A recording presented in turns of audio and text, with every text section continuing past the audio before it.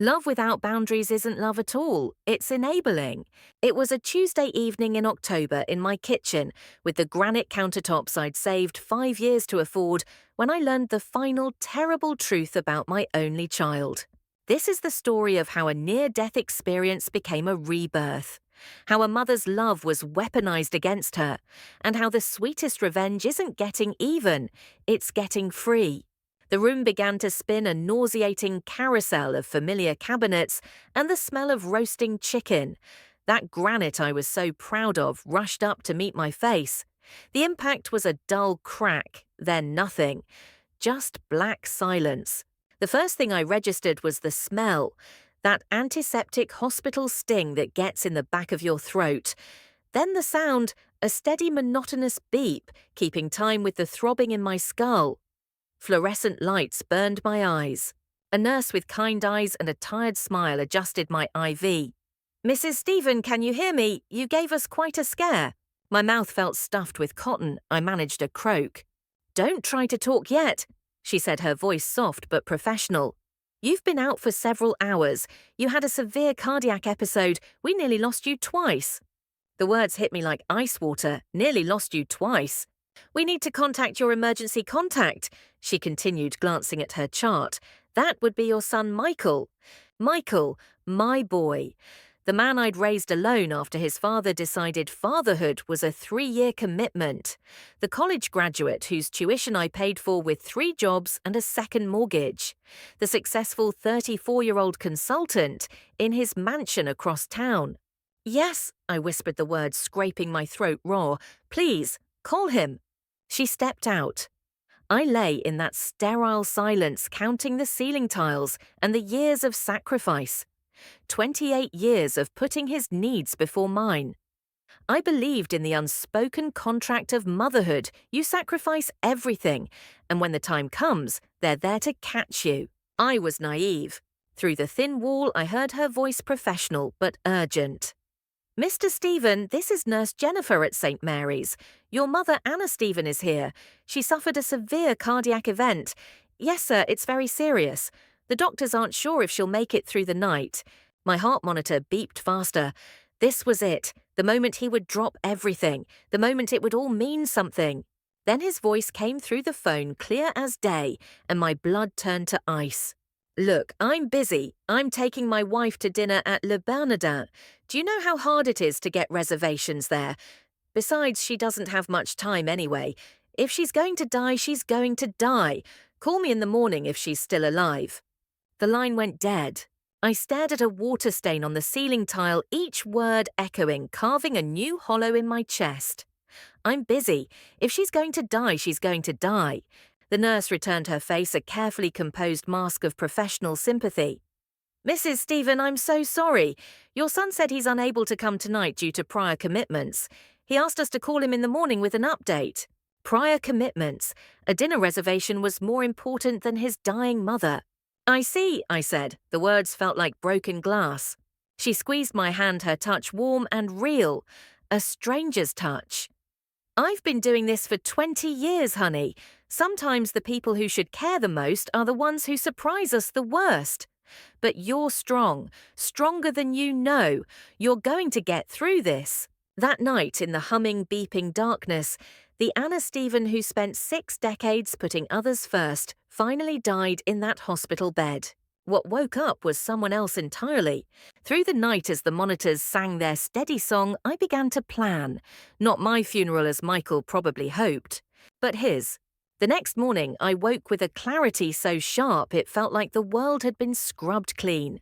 My phone glowed with 37 missed calls from Michael.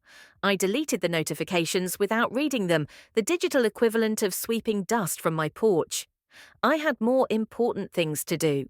After my coffee brewed strong the way I liked it, I scrolled through my contacts to a name I hadn't dialed in 5 years. Sarah Martinez, my college roommate, the one who'd seen me through my first heartbreak, my wedding, my widowhood. Now one of the most successful private investigators in the state. Her voice was warm with surprise. "Anna Stephen, it's been way too long. How are you?" "I'm having the best week of my life, actually." "Sarah, I need your help with something. Professional help." What's going on? I need you to investigate my son. There was a pause on the line, the hum of the connection filling the space where shock lived. Your son, Anna, what's happened? I told her everything. The hospital, the phone call, the 31 years of being the family ATM. The sound of my own voice was steady, detached, like I was reading from a police report about someone else's life. Jesus, she whispered when I finished. I'm so sorry. What exactly do you want me to find? Everything. His business dealings, his finances, his marriage, his lifestyle. I've been signing checks for years, Sarah. I don't actually know what he's been doing with my money. You suspect he's been hiding something. I suspect I've been blind to a lot of things. Can you help me? I'll start immediately. Give me a week. While Sarah began her deep dive, I started my own. I'd been so trusting, so willing to believe every fabricated crisis. I realized I knew almost nothing about my son's actual financial situation. What I discovered in 3 days of digging through public records made my blood boil. Michael's consulting business, the one I'd funded with $150,000 of my retirement money, was doing better than he'd ever let on. His client list included Fortune 500 companies. Annual revenue ticked over $2 million. The mansion I'd co-signed for was now worth $1.8 million. Victoria's influencer career pulled in $50,000 for a single sponsored post. They weren't struggling, they were wealthy, and yet they'd continued to use my credit cards for their emergencies. Then I found Victoria's Instagram, a carefully curated museum of luxury, designer handbags, exotic vacations, jewelry that cost more than my first house. Every post tagged with locations and brands that screamed money. What made me sick was realizing I'd paid for most of it. The $80,000 kitchen renovation charged to my card as a family emergency. The European vacation justified as a necessary break for Michael's mental health. Each Hermes bag represented a different crisis that required my immediate financial intervention. I scrolled through months of posts watching my life savings transform into social media content designed to manufacture envy. But the post that broke me was from the night I was in the hospital, a picture of their dinner at Le Bernardin, a date night at NYC's finest. Sometimes you have to treat yourself to the best. Blessed. Posted at 11:47 p.m., exactly when I was lying alone wondering if I'd live to see the morning. The comments were a chorus of praise for their apparent success. Victoria had responded with emojis and vague references to hard work and smart investments. Smart investments, like a mother-in-law stupid enough to fund your lifestyle while you treated her like dirt. A week later, Sarah's voice was tight controlled when she called. Anna, we need to meet in person. What I found, you're not going to like it. We met at a small cafe downtown, the same place where we'd studied for exams 35 years ago. Sarah looked exactly like what she was, a successful woman who didn't suffer fools. Her silver hair was cut in a sharp bob, her eyes intelligent behind stylish glasses. She placed a thick folder on the table between us. How bad is it, I asked. Worse than you think. She opened the folder. Anna, your son isn't just financially irresponsible, he's been actively defrauding you. She slid a photo across the table. Michael and Victoria, all smiles, boarding a private jet with designer luggage. This was taken 3 days after you transferred that $75,000 for essential business equipment. They spent it on a 2-week vacation in the Maldives. I stared at the photo, the cheerful blue water, a stark contrast to the cold dread pooling in my stomach. But he showed me invoices. Fakes, very good fakes, but fakes nonetheless. She pulled out more documents.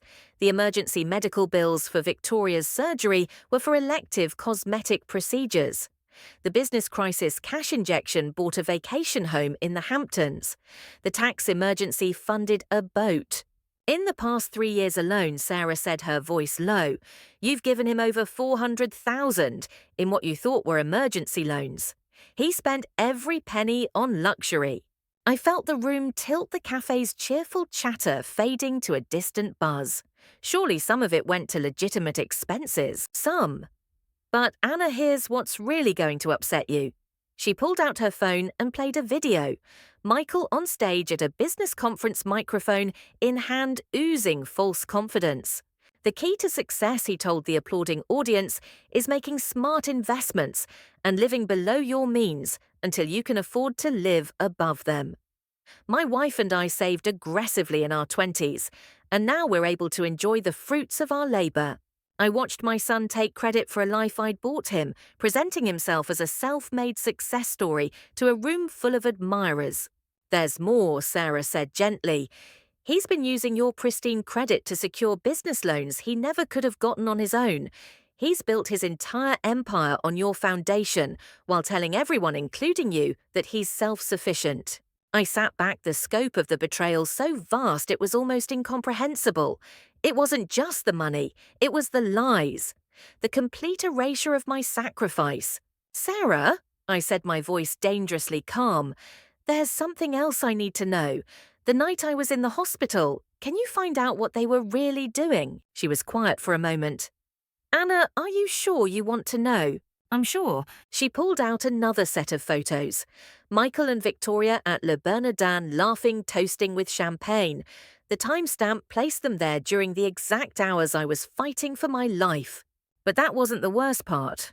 The worst part was the woman sitting with them. Young blonde, stunning in that effortless way of the young and wealthy. She was sitting too close to Michael, her hand on his arm, their body language intimate and familiar.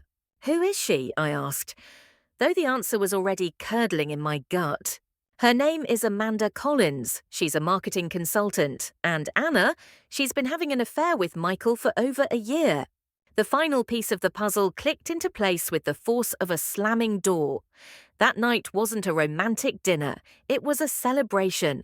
Michael, his wife, and his mistress toasting their good fortune while his mother lay dying. There's more, Sarah said softly. Victoria knows about the affair. Not only does she know she's okay with it, apparently they have an arrangement. She gets the lifestyle, he gets to play. As long as the money keeps flowing, everyone's happy. I stared at the photo of the three of them smiling and felt something inside me crystallize into pure cold resolve. They thought I was weak. They thought I was stupid. They thought I was disposable. They had no idea what they had just unleashed.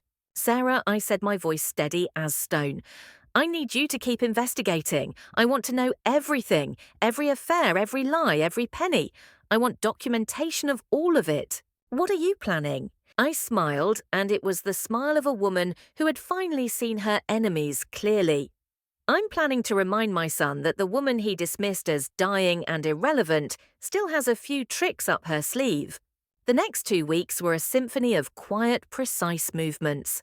While Michael's frantic voicemails piled up like autumn leaves and Victoria's passive-aggressive texts buzzed like angry hornets, I was the conductor of a silent orchestra, every instrument tuned to the frequency of collapse. My first move was back at First National Bank. James Patterson's office smelled of lemon polish and old money, a scent I was starting to associate with power. I placed Sarah's investigation file on his polished mahogany desk, its thickness a silent accusation. James, I need to ask you about the loans and credit lines Michael has secured using my credit rating. He shifted in his leather chair, the creak sounding like discomfort. Anna, those are legitimate financial instruments. You co-signed for them. I understand that. But hypothetically, I said, my voice as calm as the eye of the hurricane brewing in my chest, if my financial situation were to change dramatically. If I were to transfer my assets offshore or put them in an irrevocable trust, how would that affect his ability to maintain those loans? James's face went still. He understood the language of financial warfare. Banks require co-signers to maintain a certain level of liquidity. If you no longer qualified as a guarantor, his loans would be called in immediately. And if he couldn't pay, foreclosure, repossession, bankruptcy most likely. I nodded, a small tight smile touching my lips. Thank you, James. That's very helpful information. Next, I visited Margaret Thornton, my attorney for 30 years. Her office was a fortress of legal tomes and the faint comforting scent of Earl Grey tea. A sharp woman in her 60s with eyes that missed nothing. She looked over her reading glasses as I sat down. Margaret, I need to make some changes to my will. Of course, what kind of changes? I want to remove Michael as my beneficiary. Her eyebrows rose nearly to her silver hairline. Anna, that's a significant decision. Are you sure? I handed her the summary of Sarah's investigation. As she read, her expression darkened, the lines around her mouth deepening into grooves of disgust. Good God, Anna. This is financial abuse. It's about to become financial justice. We spent 3 hours crafting a new will. My estate would be divided between the local animal shelter, the women's shelter, where I'd volunteered for years, and Sarah's daughter, who was struggling through medical school. Michael would receive exactly what he'd given me in my final hours. Nothing. There is one thing I want to leave Michael, I told her. What's that? A letter. To be read aloud at the will reading. I want him to know exactly why he's been disinherited. What do you want the letter to say? That, I said, the smile finally reaching my eyes, is going to take some time to compose. I want it to be perfect. While Margaret prepared the legal documents, I began my own documentation. I had saved every email, every text, every voicemail from Michael over the years. Reading them now was like watching a horror movie I'd starred in but hadn't been allowed to see. Every "I love you" was a preamble to a request for money. Every emergency was carefully timed to exploit a moment of emotional vulnerability. I compiled it all into a damning file: financial records, fake invoices, evidence of the affair's social media posts, flaunting a wealth they hadn't earned. It was the biography of a betrayal. But I wasn't done. I hired a forensic accountant, a quiet man with the demeanor of a coroner, to perform an autopsy on my finances. His report was a masterpiece of horror. In 5 years, they had spent over $800,000 of my money on non-essential expenses: cars, jewelry, travel, clothes, restaurants. They'd been living like millionaires on my dime while I ate generic cereal and put off dental appointments. The accountant also found the final jewel for my crown. "Mrs. Stephen," he said, tapping a line item with his pen, "he's been claiming business tax deductions for expenses you paid for personally. This is tax fraud. You could report him to the IRS. "I'm keeping that option in reserve," I replied, "but first I want to handle this my way." During this time, Michael's attempts to contact me became a study in desperation. When calls were ignored, he started showing up. When I stopped answering the door, he began leaving gifts on my porch. Flowers, chocolates, expensive wine, all purchased no doubt with credit cards I was no longer paying for. The notes evolved from apologetic to manipulative. "Mum, I'm sorry about the misunderstanding. Let's talk." "Mum, I know you're upset, but we can work this out. Family is everything." Then the masterpiece: "Mom, Victoria is pregnant. Your grandchild needs their grandmother." I knew from Sarah that Victoria had been seen at a fertility clinic, but the timing was too perfect. A convenient pregnancy arriving just as the financial support vanished. I threw the gifts in the trash without opening them. 3 weeks into my new financial independence, I got a call that tasted like victory. "Mrs. Stephen, this is David Chen from Premier Credit Services. I'm calling about the account linked to Michael Stephen. We've been trying to reach him about some irregularities in his payment history." What kind of irregularities, I asked, though I already knew. "Well, his account was backed by your credit profile, but we've been notified that you've closed the associated accounts. His payment this month was declined. We'll need him to provide alternative payment arrangements within 7 days, or we'll begin collection procedures." That sounds like his problem, not mine. "Ma'am, you were the co-signer." I was past tense. "I've contacted all relevant institutions about removing my name from his obligations. You should have received the documentation." There was a pause on the line, the sound of a man recalibrating his understanding of the situation. "Yes, we did receive that." "Mom, can I ask, is there some kind of family dispute? This is very unusual." "Young man," I said, my voice soft but edged with steel, "let me give you some advice. When someone shows you who they really are, believe them the first time." My son showed me exactly who he was, and I finally listened. After I hung up, I poured myself a glass of wine and called Sarah. "How's the investigation going, Anna?" I've got enough material to write a book. Your son's been busier than I thought. What do you mean? The affair with Amanda. It's not his first. I've found evidence of at least 3 other women over the past 2 years. He's been using your money to maintain multiple relationships. The sickness I felt was now a familiar companion. What else? He's been telling each of these women he's getting divorced, promised to leave Victoria for at least 2 of them.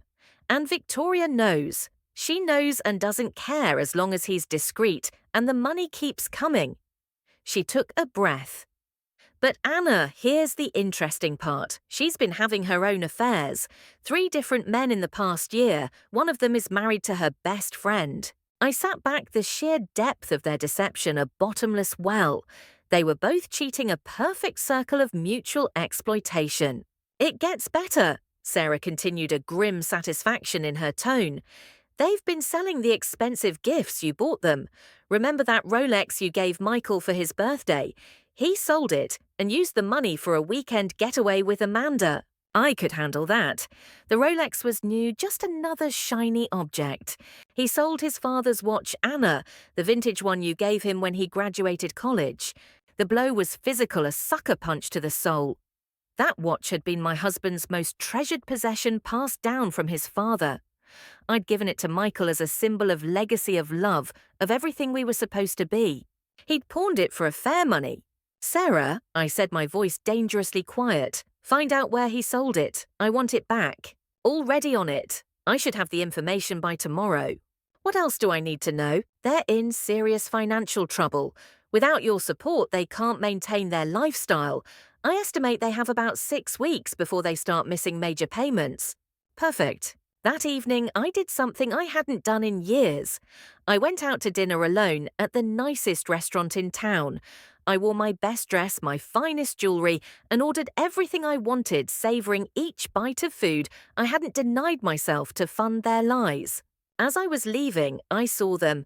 Michael and Amanda at a corner table, leaning close, her hand stroking his arm. He looked stressed, older, the weight of his crumbling world bowing his shoulders. He didn't see me. I took a photo with my phone, the flash off the evidence crystal clear. The next morning, a package arrived from Sarah. Inside, nestled in soft velvet, was my husband's watch. I held it in my palm, the cool metal a ghost of a better time, a better man. Michael had sold it for a fraction of its value, both monetary and sentimental. As I fastened it around my own wrist, the weight of it felt like a promise. It was time for the final phase. It was time to let Michael know the game was over, and I held all the cards. But first, I had one more surprise to arrange. The envelope arrived at Michael's office on a Tuesday morning, delivered by a courier who required a personal signature. Inside was a single photograph and a note in my careful handwriting. Michael, I thought you should know that your mother isn't as weak or as blind as you believed. Some family secrets are harder to keep than others. Love, Mom. P.S. Amanda looks lovely in red. I hope the dinner was worth it. The photograph was the one I'd taken of him with his mistress. Within an hour, my phone was ringing. I let it ring. By noon, he was pounding on my door again. This time, when I opened it, I was no longer the hunter. I was the architect of the trap, and he had just stepped into it. The doorbell rang at precisely 2:10 p.m. Through the security camera, I saw them standing on my porch, Michael and Victoria looking like they were attending their own funeral. The irony wasn't lost on me. Victoria's face was a mess of smudged mascara and forced composure. Michael's shoulders were slumped, the weight of his crumbling world finally bowing his expensive suit. I opened the door, my navy blue suit feeling like armor. Thank you for coming. Please come in. They filed into my living room, the room where I'd once rocked Michael to sleep and now prepared to dismantle his entire life. They sat on the edge of my couch, 2 defendants awaiting a verdict they already knew was guilty. I didn't sit. I stood before them, a folder in my hands. I thought it was time we had a comprehensive conversation, a full accounting. Michael opened his mouth to speak, but I held up a hand. No, today you listen. I opened the folder. The first item was a printout. Michael, do you remember what you said when the hospital called to tell you I was dying? Mum, we've been through this, he mumbled, not meeting my eyes. We haven't even begun. Answer the question. He stared at his hands. I said, you didn't have much time anyway. Yes, your dying mother was an inconvenience because you had dinner reservations. I turned to Victoria. And Victoria, do you remember what you posted on Instagram that night? Her face went sheet white. Anna, I don't. You posted a picture of your meal at Le Bernardin. Sometimes you have to treat yourself to the best. I held up the printout of her post. The timestamp was burned into my memory forever. But here's what's particularly interesting about this photo. I laid down the surveillance photo Sarah had taken. Michael, Victoria, and Amanda all toasting with champagne, all smiles. You brought his mistress to dinner while your mother-in-law was dying. I said, my voice cold and flat as I looked at Victoria. And you. I turned to Michael, thought this was an appropriate way to spend the evening after being told I might not survive the night. The room was so quiet I could hear the hum of the refrigerator. I methodically laid out the evidence. Every falsified invoice for business emergencies that funded Maldives vacations. The receipts for Victoria's cosmetic surgeries disguised as medical necessities.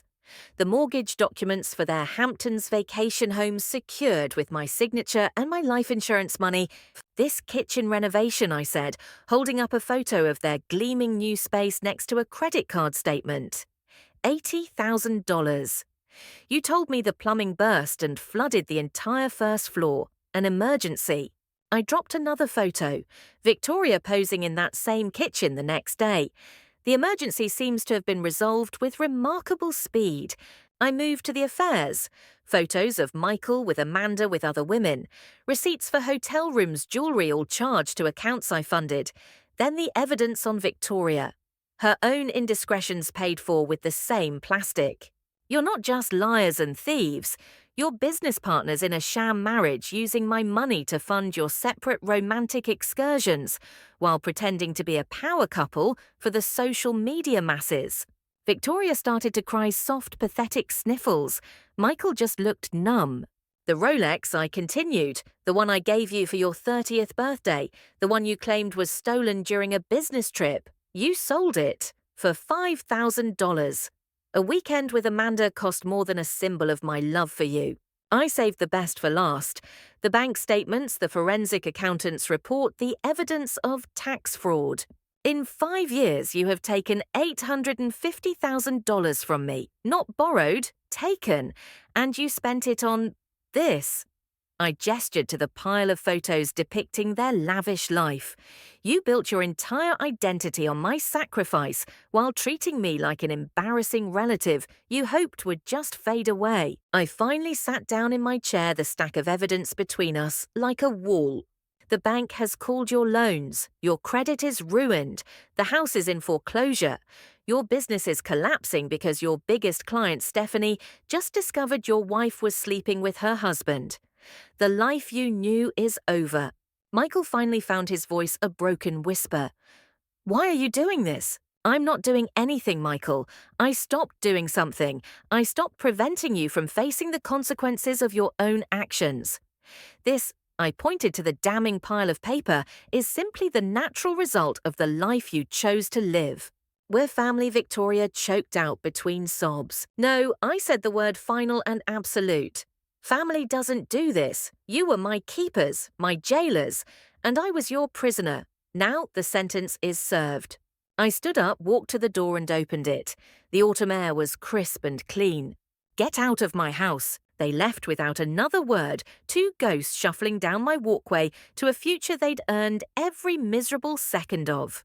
I closed the door and leaned against it, the silence in the house roaring in my ears. The crucible was over. They had been tested, and they had been found wanting. Everything that was false had been burned away, leaving only the hard, ugly truth. And for the first time I felt completely, utterly free. The letter from Michael sat in my desk drawer for a week. I didn't respond. I let him sit with it, let the silence stretch between us like a long, empty road.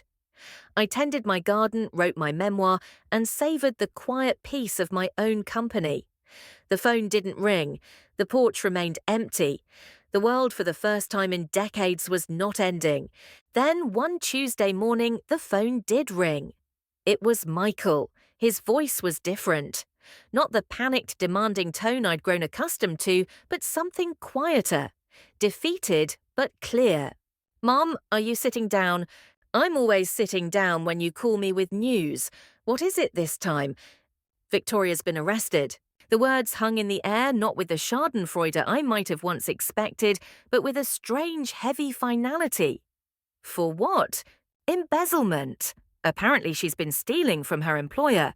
They caught her moving money into offshore accounts to maintain her lifestyle after the divorce. I felt the cold chill of justice, but it was tempered with a profound sadness. How much? Over $200,000. Mum, they're saying she could get 5 to 10 years. I looked out my window at the rose bushes I'd planted, their thorns a necessary defense for such beautiful things. "And how do you feel about that?" A long sigh travelled through the phone line. "Honestly, I feel sorry for her. Not because she doesn't deserve consequences, but because I understand now what it's like to lose everything due to your own poor choices." The admission was so stark, so devoid of his usual manipulation, that it felt like the first real thing he'd said to me in a decade. "That's very mature of you, Michael. I learned from the best teacher." We talked then not as predator and prey, but as two people who had survived a shipwreck. He told me about his work at the homeless mission, how he'd started volunteering to fill the empty hours, and found it filled something else inside him instead. He'd been promoted to program director. He talked about Sarah, a social worker he'd met there, a woman who valued integrity over wealth. His voice softened when he spoke her name. For the first time in his adult life, Michael was building something real, something that couldn't be repossessed or foreclosed on, something that didn't have my signature on it. After we hung up, I sat in the profound silence of my garden. The late afternoon sun cast long shadows across the lawn, gilding everything in a soft, forgiving light. I thought about the night in the hospital, the sterile smell of death and betrayal, and how that moment of absolute abandonment had been the seed from which this new, complicated piece had grown. My phone rang again. "Michael." "Mom, I forgot to tell you something." "What's that?" "Sarah asked me the other day what the most important lesson I've learned from you is." I held my breath. "And what did you tell her?" "I told her that you taught me the difference between being loved and being used, and that real love, the kind worth having, demands both respect and accountability." Tears I didn't know I still had welled in my eyes, hot and sudden. The words were so simple, so true, and they cost him everything to say. "That's beautiful, Michael." "It's true, Mom. Thank you for teaching me that lesson the hard way. It was the only way I would have learned it." When the line went dead, I poured myself a glass of wine, an excellent Cabernet I'd bought simply because I wanted it. I walked to the garden window and raised my glass to my reflection. The woman staring back was older, her silver hair a crown, in the fading light, her eyes clear and untroubled. "Here's to second chances," I said aloud, my voice firm in the quiet room. "Here's to standing up for yourself. And here's to the beautiful, messy truth that it's never too late to rewrite your story." At 60, I was finally living the life I deserved. I had earned it not by taking anything from anyone else, but by finally understanding my own immense value and refusing to accept a single penny less. Michael had called me vindictive. Victoria had called me cruel. They were wrong about my motivations, but they were right about one thing. I had gotten the last laugh. But the beautiful thing about this particular last laugh was that it wasn't bitter. It was bittersweet complex and deeply human. Michael had become a man of integrity, forged in the fire of his own consequences. I had found a strength and a voice I never knew I possessed. And even Victoria, facing the cold, hard walls of a prison cell, might finally learn the lessons that a lifetime of privilege had prevented her from learning. Sometimes the most loving thing you can do is say a final firm no. Sometimes the greatest gift you can give someone is the opportunity to face the full weight of their own choices. And sometimes the very best revenge is simply living well, truly well, and refusing to be diminished by the poor character of others. As I finished my wine and prepared for dinner with my dear friend Sarah, I felt a lightness in my chest, an expansion of spirit I had never experienced before. I was free, not just from the financial manipulation and the emotional blackmail, but from the exhausting, soul-crushing work of loving people who couldn't love me back properly.